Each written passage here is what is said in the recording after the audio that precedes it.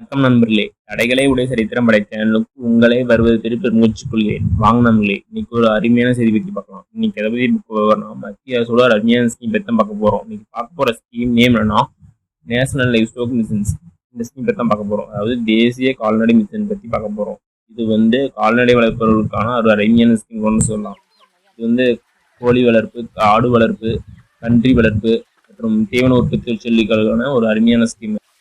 வாங்க, இந்த வீடியோவில் என்னுடைய நோக்கம் என்ன, என்னுடைய பயன்கள் என்ன, எப்படி அப்ளை பண்ணுறது, என்னென்ன டாக்குமெண்ட்கள் வேணும், எவ்வளோ மானியம் கிடைக்கும், இன்னும் மேல்பாக தெரிஞ்சுக்கலாம். இந்த வீடியோ கடைசி வரையும் ஸ்கிப் பண்ணா பாருங்க, ஒவ்வொரு தகவலும் இம்பார்ட்டன்ட். வாங்க இந்த ஸ்கீம் பற்றி பார்க்கலாம். இந்த ஸ்கீமோட நோக்கம் என்னன்னா, ஆடு, கோழி, பன்றி மற்றும் தீவன உற்பத்தி துறையிலிருந்து தொழில் முனைவரை உருவாக்கும் வேலைவாய்ப்பின் சதவீதத்தை அதிகப்படுத்துறது. அது மட்டும் இல்லாமல் கால்நடை இனத்தை மேம்படுத்துவதன் உலக விலங்குகளின் உற்பத்தியை அதிகப்படுத்துறது. நெக்ஸ்ட் இறைச்சி, முட்டை, ஆட்டுப்பால், அப்புறம் கம்பளி மற்றும் தீவன உற்பத்தியை அதிகப்படுத்துறது. இதெல்லாம் இந்த ஸ்கீமோட நோக்கமாக்குது. அது மட்டும் இல்ல, கால்நடை தீவன உற்பத்தி தொழிற்சாலையை அதிகப்படுத்துறது.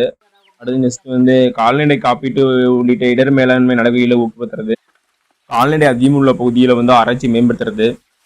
விவசாயிகளுக்கு தரமான விரிவான சேவையை வழங்குவதற்காக வலுவூட்ட விரிவான இயந்திரங்கள் மூலம் அரசு அலுவலர்கள் மற்றும் கால்நடை உரிமையாளர்களின் திறமையை மேம்படுத்துதல். நெக்ஸ்ட் உற்பத்தி செலவை குறைப்பதற்காக கால்நடைத்துறையில் உற்பத்தியை மேம்படுத்துவதற்கான திறனை அதிகப்படுத்துறது. இதெல்லாம் இந்த ஸ்கீமோட முக்கியமான நோக்கங்கள். நெக்ஸ்ட் இந்த ஸ்கீமுக்கு யார் யார் எலிஜிபிள்னா, தனிநபர், சுய உதவிக்குழுக்கள், விவசாய உற்பத்தியாளர் சங்கம், விவசாய கூட்டுறவுகள், கூட்டுறவு பொறுப்பு சங்கங்கள், JLG, நெக்ஸ்ட் பிரிவு 8 கீழ் உள்ள நிறுவனங்கள், இவங்கெல்லாம் இந்த ஸ்கீமுக்கு எலிஜிபிள்.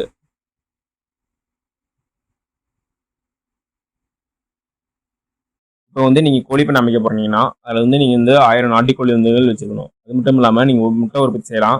ஏன்னா கோழி குஞ்சு வளர்த்து 4 வார வயது வளர்த்து நீங்கள் விற்பனை செய்யலாம். நெக்ஸ்ட் இறைச்சியாக விற்பனை செய்யலாம்.